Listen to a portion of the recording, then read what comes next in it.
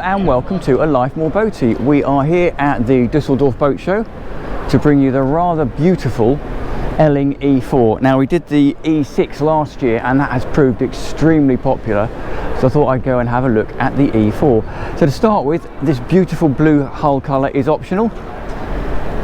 You can choose your hull colour.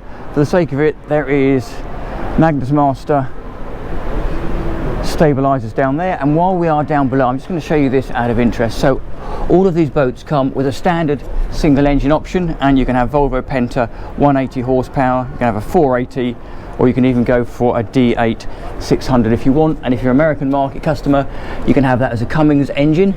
And then there is also a separate wing engine, so if this engine fails or you get a rope round it, you can run off this sail drive engine here, and that uses a Volvo Penta D1, I think it is 30 horsepower. And while we're down here, stern thruster, and she also comes with a bow thruster. So let's go and have a look on board. And actually, just very quickly, the whole hull is GRP reinforced with a Kevlar sandwich. How neat is that? The idea being you can go long distances. I was just chatting to the guy earlier and he's taken one of these across the Atlantic, so if you did hit something it wouldn't sink the boat. And again, just to recap, the whole boat, or all of the Elling range, are completely self-righting. So there is no dinghy storage in the locker, but you can use the hydraulic passerelle here and then drop the dinghy down onto the bathing platform. Window there for the aft cabin, and then really nice access up here onto the aft deck. Synthetic teak all around. I just take a spin around here. You can see straight away, really nice aft dining area here. Storage under that seat. More storage under that seat as well. Little lip overhang here, and then up above here you can see radar, aerials, etc. Nice wide side decks. You'll notice there's a gap in the railing there. That is because over the side of the boat here, I don't know how well I can squeeze the camera around, you can see there's a ladder and moulded in steps. Double glazed windows all the way around. Very serious mooring gear there. Room to put cushions up front if you wanted. You'll also notice that there is a sliding sunroof, and there's a better, you can see the two Raymarine enclosed and open array radars. And again, very purposeful single piece windscreens with individual wipers, and the centre one opens for access and ventilation. This is quite neat as well, actually. That's obviously access hatch to the forward cabin, anchor storage, chain locker, beautiful stainless windlass and anchor, and then a rather lovely stainless spotlight. And this is quite neat. So underneath this moulding down here is a little seat, so you can pop that seat up, put your cushions in there. That all drains quite neatly forwards, and when you're not using it you can pop it down, because obviously, oops, it's going to obscure your vision a little bit.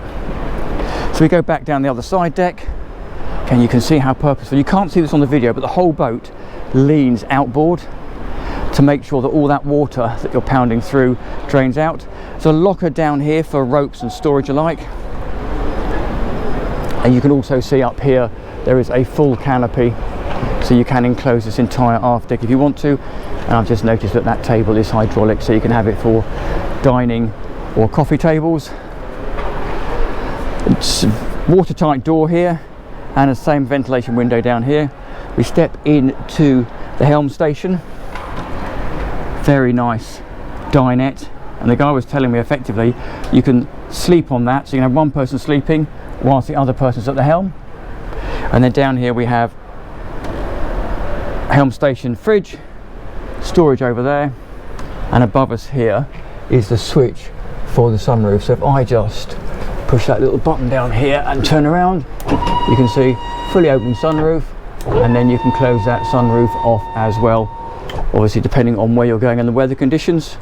As mentioned, completely double glazed all the way through here. Really nice suspension seat, so if you're in a bit of a rough sea, you're not going to have your spine bottoming out. Obviously that's adjustable as well. comes with an armrest, which is always good. So main engine controller, the wing engine controller, so that's a little prop that we looked at that's mounted on the side of the hull. Very purposeful steering wheel. Also we looked at the stern thruster down here, bow thruster as well, and all the usual engine instrumentation you would expect. Very purposeful view forwards. Nice to see somewhere for your paper charts, and that then naturally opens up into the lounging area down below, which as you can see is beautiful.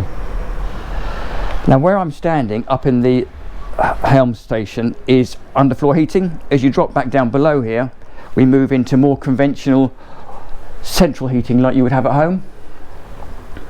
How beautiful is that? So there's a pop-up TV in there. Down here, plenty of headroom. I'm 1.73 m, which I think is 5'8". Lovely dinette over there. Storage all underneath. Lovely cream leather, and there's loads of storage points and access points under the floor. I am not going to spend the boat show opening access points, but you can see how easy it is to get to all the service items that you need to. All the way forward here we have the forward berth, which is cleverly designed as well, so it's effectively can be a double berth like that if you want it, or you'll also notice down here is a separate berth, so if you've got two men or two people who want to sleep separately, you can have it as a V-berth. Lots of storage around there. Storage underneath, big cupboard, big hanging wardrobe this side, and you'll also notice, because this is designed to go to sea, small portholes, not the big ones you normally expect to see, you know, on Sunseekers and the more planing style boats. So behind us here is the day head. So this is shared by the forward cabin and anyone who is in the dinette down here. So again, beautifully finished. This is in walnut, I believe. You can choose your wood surfaces and worktops. And there you go, there's one of your central heating radiators. And look at that up here, drying clothesline. Very nice self-contained shower in there. Perfect. So if we slide out of here, there's a couple of other things that really interested me. Obviously this is very much a long-range cruiser, so to start with, lots and lots of grab handles, but this is quite neat. So this is cabin number 3, so effectively that can be a single berth if you want it to be, but you'll notice that there's a little stool under there, so it can also be an office. Storage dotted around as you would expect, and the mattress or the sleeping gear for here is then stored in that cupboard there. But what a great office. So we then come back round the staircase. Again, look at that lovely set of barometers and a clock. All electric galley. So 4-burner Bosch hob. Storage underneath. Anyone who knows me will know my favourite thing on a ship. Dishwasher, lovely Corian worktop, double sink. Nice run of storage down there. It's also quite nice, more storage over that side, and again more working space. The main engine, which we're not going to open, is hidden under here, so it just gives you serviceable access to the main engine, and you can do the same from the other cabin. I think in here, in this cupboard here, is washer dryer, and then if we go aft, I'm not going to open every cupboard as I say, but I think there you go, really good size fridge and a freezer in there, and then into the master cabin. Pretty impressive.